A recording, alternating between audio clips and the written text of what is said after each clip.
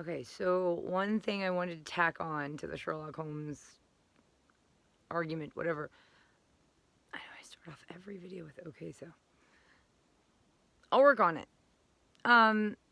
One thing that I think is really that I thought of would be the best way to make you understand Sherlock Holmes, which I think could suggest like you might be able to make the argument that he's like on the spectrum, that he's high functioning autistic or has Asperger's, but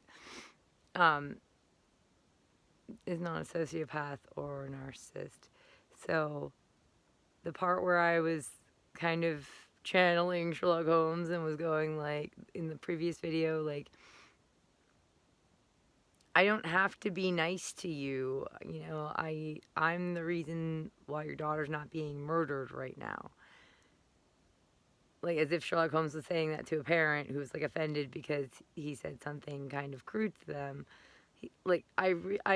My imagination then went on to fill in, you know, and then he probably would have added in, knowing him, knowing his character, he probably would have added in something like along the lines of, you really should learn to prioritize better. Like, you know, I shouldn't have to be nice to you. I'm the reason why your daughter's not being murdered right now. You know, like, by the way, you should really learn to prioritize better. It's probably the reason why your daughter was kidnapped in the first place. See, it's not nice, but it's actually the truth, which is a big thing about Sherlock Holmes. He does not prioritize being nice to people over getting to the bottom of the problem, which is the truth, which getting to the truth. So he'll flat out just tell you where all your flaws are and how you're failing and how you're wanting and how that's directly contributing to your own shitty situation, or how it's directly contributing to becoming a problem for him solving the case. And or how it's just like atrocious that you call yourself an adult or like, you know, a police officer when you're not thinking things through properly.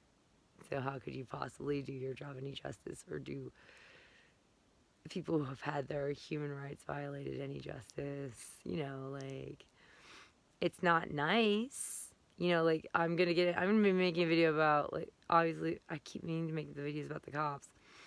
One of them's gonna be about a couple of them who issued me a loitering summons because I wasn't leaving the park that's like a mile down the road from my mom's house that I grew up going to. It's called Higby's Beach. So it's like a little park that goes out onto a beach through some woods onto a beach. Long story short, like, because it'll be another video. I kind of insulted the cops a bit that showed up. They were called by bird watchers. Like, my cat's being out, they might kill the birds. And I was like, yeah, I'm getting out of here ASAP. I'm just trying to find my cat. Perseus was like wandering around somewhere still. I had just seen him not long before they got there. And then he took off when they got there.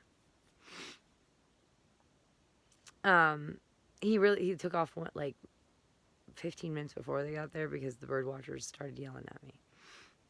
Get your cat in the RV. And I'm trying to, lady. Like, I'm trying to leave, but like, you just scared my cat away. And then cops came and like made so he didn't come out. Yeah, so like I kind of insulted the cops and was like, you know, I explained to them like the situation, like, yeah, you guys were just called because bird watchers were yelling at me to get the cat in the RV. And I turned around and told them right where to go. I told them, you know, what I do with my free time is I actually research and try to expose a cult network of pedophiles and child abusers, and you guys watch birds. And I'm pretty sure my cats aren't going to make the cardinals and canaries, goldfinches around here go extinct. Don't worry, I gave them breakfast this morning. So I was sassy with them. I insulted them to hurt their feelings. But it was the truth. They really didn't need to go out of their way to harass me to get my cats into the RV. It was really a power play. They felt like they were entitled. These people, by the way, were like from Virginia and Pennsylvania and shit. They drove from out of state to my hometown to an area where I literally grew up like all the time going out to this spot, Higbee's Beach, and started telling me what to do there. Like, when in Rome, bitches, unless someone's rights are being violated, shut the fuck up. How the fuck dare you? I wasn't bothering anybody. Some of them were cool. Like, I chatted with them, made friends with some of them, but like, it's always been a problem. You talk to any local there who's grown up having to work the shops and anything around there, like, we get tourists, we get nice tourists, but we get tourists there that think that they're so entitled, and they think they own the fucking place when they show up there, and they just boss everybody around, and it's like, you can't do that here, you can't be here. It's like, bitch, I fucking grew up here. I noticed you have an out-of-state license plate. Go the fuck home. Leave me the fuck alone. Who the fuck do you think you are?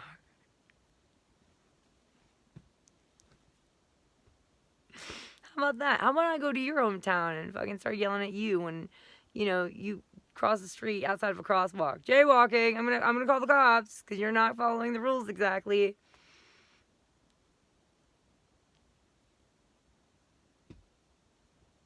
Fucking telling me to get my cats in the RV. Ma'am, this is a bird watching area. Like, yeah, I know. I grew up right down the road. I know. Yeah, you have to get your cats in the RV. No, I don't. I mean, like, there are houses like right near that, all around that park, so there are house cats like just wander all around there too. And again, my mom's house is like a mile down the road from there. It's well within the range of a house cat. Like, I could literally have gone and parked up a mile down the road, and my cats could just trotted right on back down to the park. Like, shut the f up, lady. I didn't even start off with any of that. I was just like, yeah, I know. I'm getting them in. I'm actually trying to get this one in the park. And they just continued harassing me. It was like, it was not about, like, it was just about, it was a power play. It was just like, I just don't have the fucking patience for the nonsense. So I turned right around, told them where to go, and embarrassed the shit out of them. I was like, why don't you guys get a fucking meaningful life? It's pathetic. You're sitting around, you're watching birds. I'm trying to save children. Get fucked. You're telling me what to do with my fucking cat on my hometown island. I'm out down the road from my mom's house. Go back to Virginia, where the fuck you came from, like. So yeah, of course cops got called. And then I continued on with my trend and insulted the cops and said, like, you guys could go do something like, I don't know, catch a murderer or rapist instead of bullying a chick and her cats in the park. So they issued me a summons for loitering because I didn't leave immediately when they told me to, because I was like, I would love to leave as soon as I find my cat, please. He's right around here. He's not going to come out if you guys are here because he now senses that you are upsetting me and pissing me off. So he thinks there's like danger, and he's going to stay hidden until you go away, until I've calmed down. And they just wouldn't effing listen to me for the longest time. And they were being total jackasses and just standing there. And one even was like, oh, I'll get into it with the video. Maybe you have to cut him loose and not like just go. Like, I turned around and said, I hope your mother cuts you loose for being such a shit son. Like, telling me to cut my fur baby boy. It's just, they were just being nasty assholes.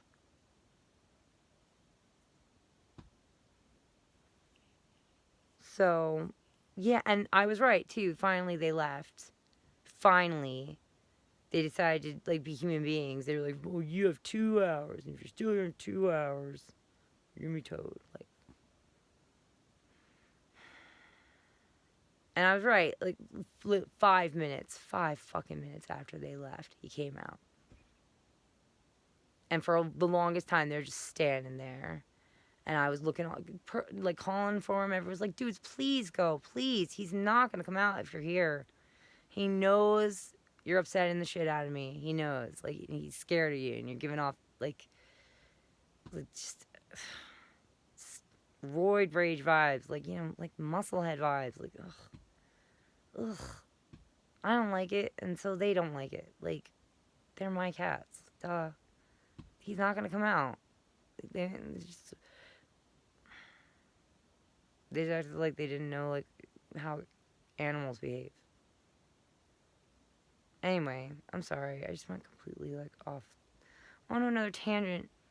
But, yeah, that's a really good... It's 10 minutes. Sorry. It's a really good... I think it's a much better... So it might be better to say you might be able to make the argument that Sherlock Holmes is on the spectrum. Because it's not like he doesn't have empathy. He does. He just prioritizes other things more than not hurting other people's feelings, like the truth and solving problems and catching murderers. And sometimes that involves telling people he's working with, like, in not very nice ways, you're incompetent. You should do better or get another job. This isn't playtime. We're trying to solve murders.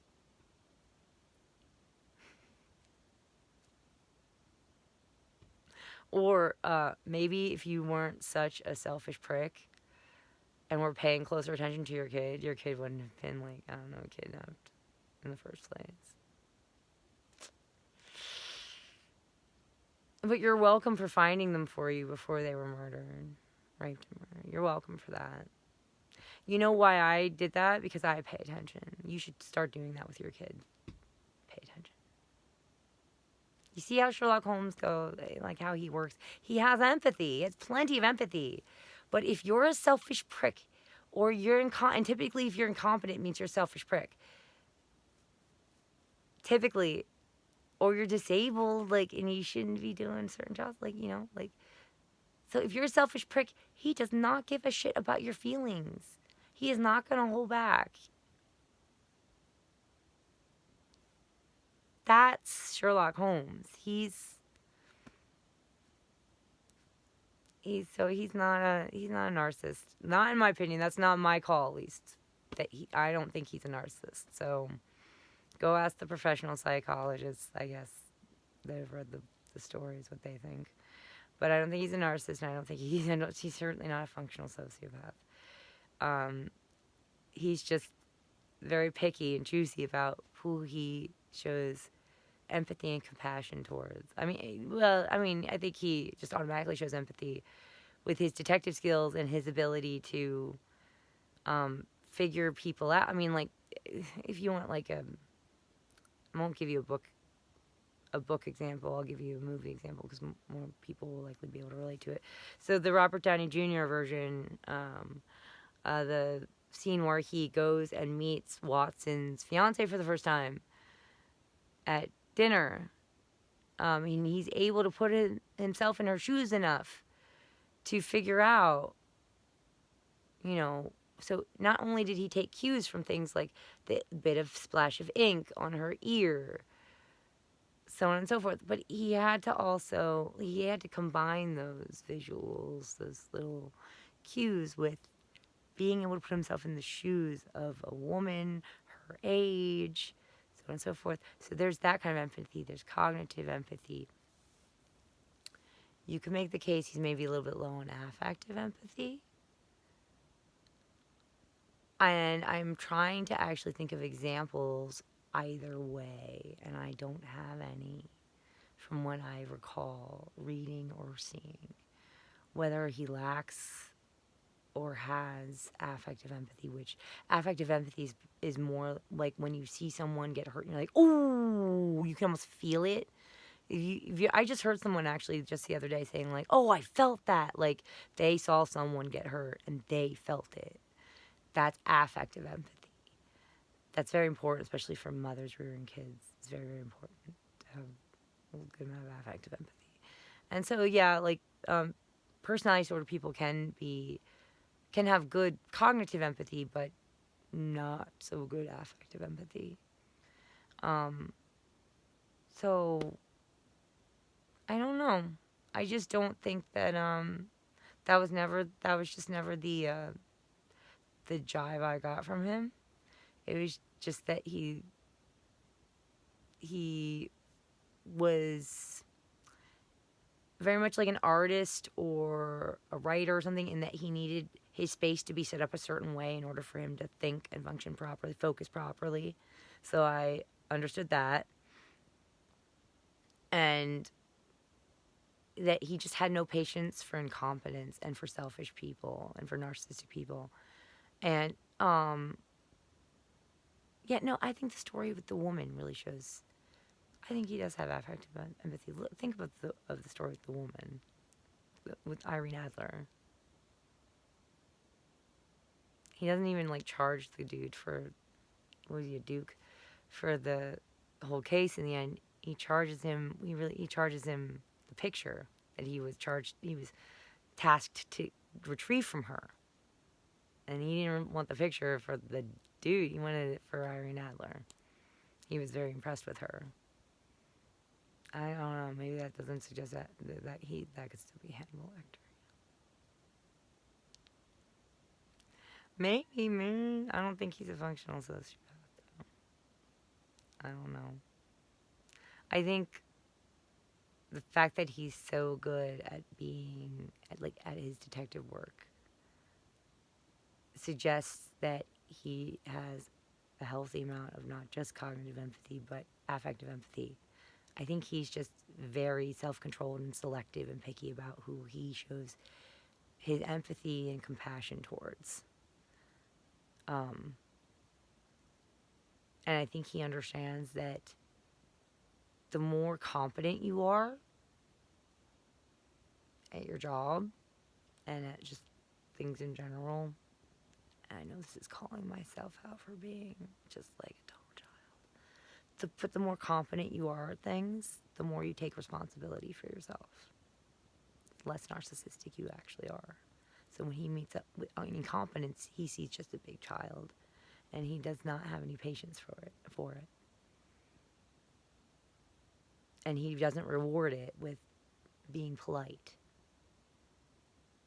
There are instances where he's polite and considerate of others, but like they have to really earn it, you know? And I just see Sherlock Holmes as like, he just has a really high bar. He's not unempathetic. I think people just misunderstand him. He's just not going to reward you with being politeness if he sees you as being a big child with like a bank account and a driver's license. And if you're incompetent, that you're so incompetent you don't pay attention to things, like, oh, they've been clocking your house for like a week now because they're planning to kidnap your daughter, like, then you're just a big child to him, and he barely has the patience to be nice to you. Like, how dare you be raising a child and you're not competent enough to like be aware of your surroundings and so on and so forth. That's just Sherlock Holmes just has a really high bar, really high standards for what constitutes a responsible adult human being that takes responsibility for themselves. Yeah. And so I don't see him as being a functional sociopath or a narcissist. I think he's very misunderstood. Could he have a better bedside manner? Yeah, but again, I think that he doesn't see the need to expend energy unnecessarily. If he has to, if it's taxing to him to be nice to you, he's not, and he doesn't think that you deserve it, because you're too immature, then he's not going to reward you with being nice to you. And have I said the same thing over and over again enough ways for that it's sunk in? That's a teacher's trick, and it's an ingrained habit now. Like, if you want to teach something to people, just try to make sure that you say it's maybe at least like 3 different ways so that it really sinks in.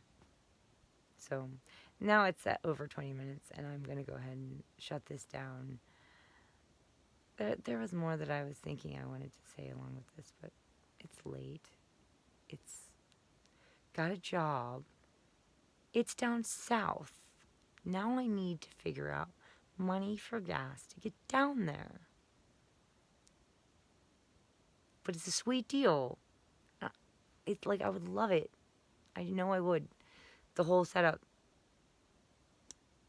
And they flat out hired me over the phone, and been getting the text and the emails like, we're so excited to have you down, like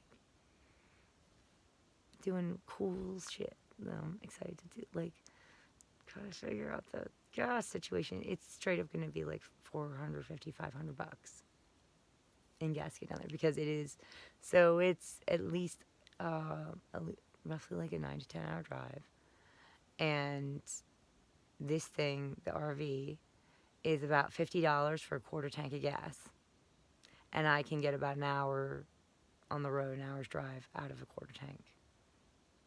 So yeah, we're looking at, and plus like calculating some tolls that I will very much, like, I know I'm at least gonna have to be paying the Delaware Memorial Bridge toll to get out of Jersey. And there's likely at least gonna be 1 or 2 more.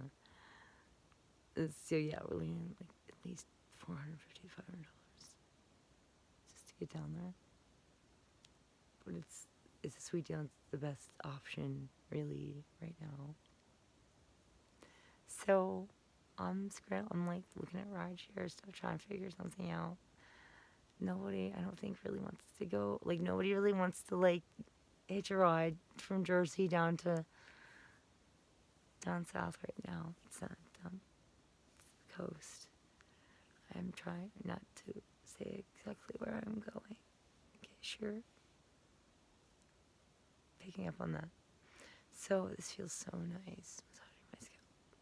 I think I'm going to end this now and continue massaging my scalp. Oh my gosh. And I have to then figure out how I'm getting down south for this job. So if anybody has any suggestions on decent ways I can figure out to get, how decent ways I can make like a quick $500, so I get down south. I promised my friends I'd stay for another couple of days, because I already promised to stay for a special dinner. So, and then I'm gonna leave right after that. I'm leaving. I'm gonna leave early in the dinner. I'm gonna stay for a bit of the dinner, but I'm gonna leave that night actually.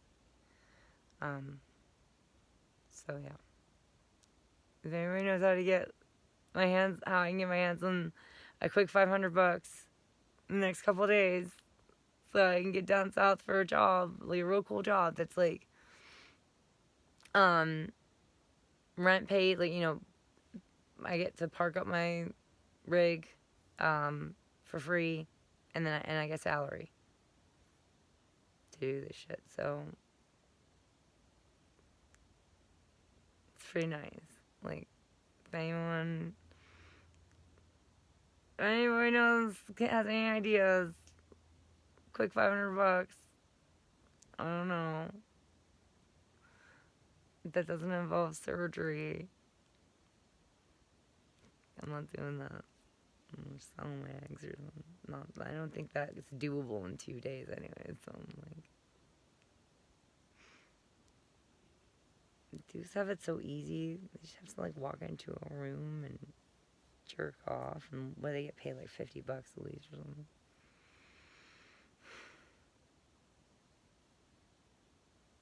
Anyway. Alright, yeah. Good night.